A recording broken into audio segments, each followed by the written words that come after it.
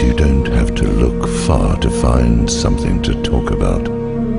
You don't have to wait for the voice in your head.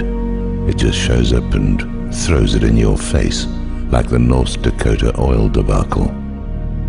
Part of your mind, or someone's mind, says that every one of these creatures should be rounded up and put on trial, followed by the quick and speedy execution of capital punishment, or life in prison without hope of parole. That includes the oilmen performing it, the politicians permitting it, the oversight and enforcement agencies ignoring it, those explaining it, and those only concerned with milking the greatest rent from their railroad flat apartments, greasy spoons, and whatever side of the road cash hijacking machines they've set up to wring some temporary vermin profit from it can be left to the fate of vermin once the plunder leaves town and all that remains are wide wastes where nothing grows and deep pits of wet, stinking, death-assured, hot weather swimming pools for their stunted, hillbilly, heroin-addicted children. Corollary incidentals always appear in tandem with these things, and even members of the socio-political retard army can see the connection. But what's the fun or profit in that? Isn't it just better to let this shit go on and get all righteous and weepy about the back end, drowning in a rain of hypocritical tears as you bemoan the loss of so many things caused by global hand warmers at football games? The people doing these things are the spiritual offspring of serial killers and mass murdering psychopaths. They know what they're doing and they know what happens, but it just doesn't matter, and maybe at this point it doesn't. Most of the population is in bed with it on some level. Some are just sleeping in better accommodations. Some of them have even had their own idea of environmental awareness and a love of nature, and some of them are into consciousness-improving retreats where they can take a few minutes to rationalize it all and come to peace with it. Of course, whether it comes to peace about it with them is another story. Once the sleepwalking, wide-load, expando-pants shit-for-brains consumer zombies can really, absolutely no longer put food on their families, and the ones who haven't yet been matriculated to another world by their murderous and insane progeny, or the temporary berserker status of the head of the household, or some relative come back from foreign killing fields who can't live with themselves or you anymore. Once it finally dawns on them, and they have to go live in their car and they can't afford the gas to run the heater in their car when winter comes in order to take a nice carbon monoxide nap prior to a morning that never arrives, when they meant, with all good intentions, to head down to the Slurpee factory to see if they were taking on part-time day laborers. It's possible. It's possible that enough of them will get together and storm their houses of government and drag the toads, lampreys, and pigs from their paneled offices and dispense the justice they should have gotten a long time before. But there's no telling how it will all sort out. It won't sort out well in most places. That's pretty much a given. Those who are getting just what they deserve from the government they deserve will keep right on nodding their heads like plastic bobbing flamingos on highball glasses, while whatever infernal alien in chief that runs their slice of idiocracy drones on and on about recovery and a return to the good life they never had to begin with. All the now human-sized ticks operating as bureaucratic functionaries and arseholes with guns and clipboards will be going around and knocking on doors, exercising edicts and informing the residents that one more thing they took for granted and once considered a right has now become illegal. Not only has it become illegal, but the law will clearly state that they should have known what they didn't know, and at least one member of the household is now to be dragged out onto the front lawn and impaled on a flaming spike as a warning to their neighbors.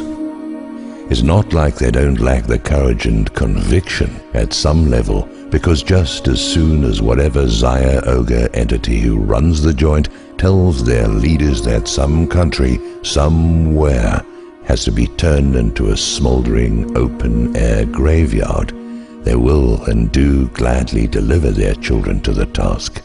Heck, if they're still in any kind of shape, given they have no job anyway, they'll go too. Meanwhile, the wife can run some kind of hot sheet split-level home to cover whatever taxes and penalties might ensure, for whatever reason, the thieves in power create to acquire it. This probably sounds like satire or sarcasm to some, and terrorism to others, but it's all true.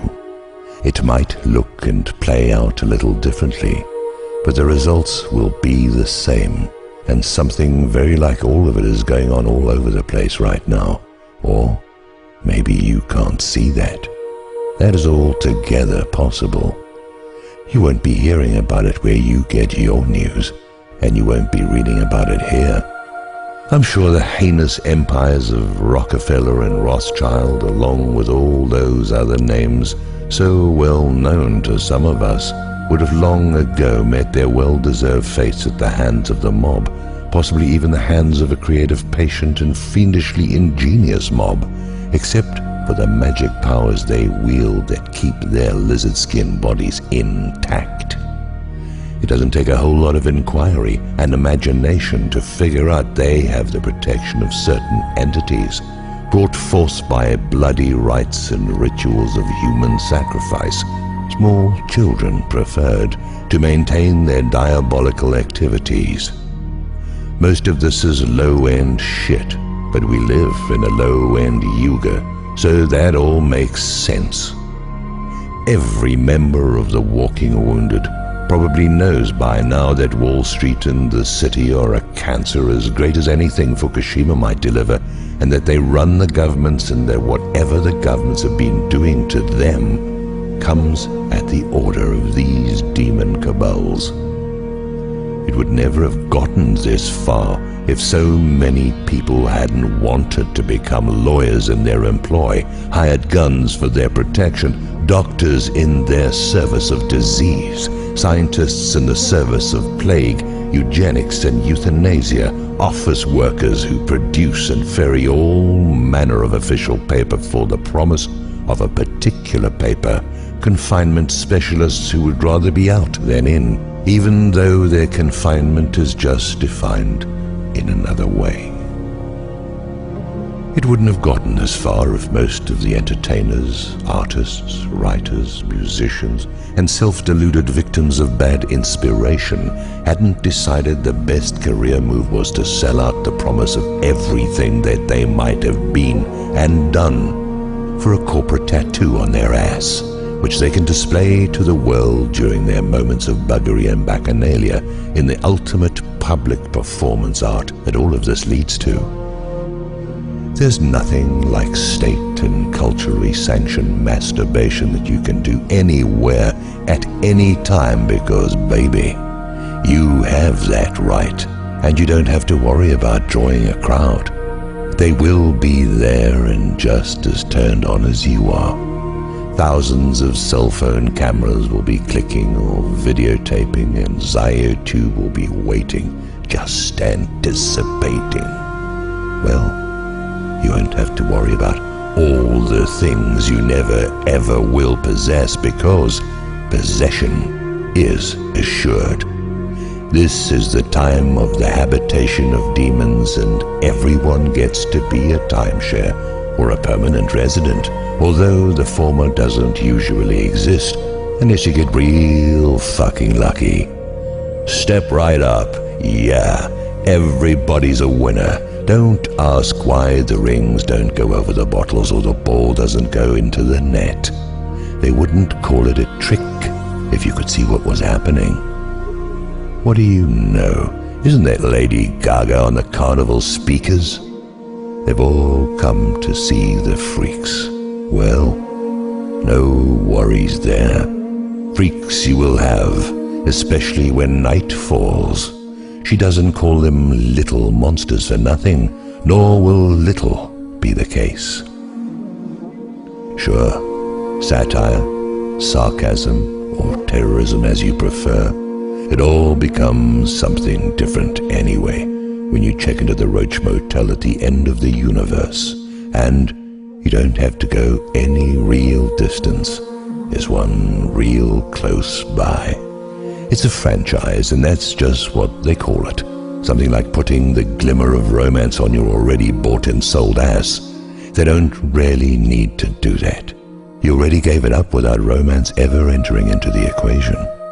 But while there's still time for you to wake up and get pissed off, and still time for you to do something about it, certain forms of crowd control will be employed, even if only inside your head.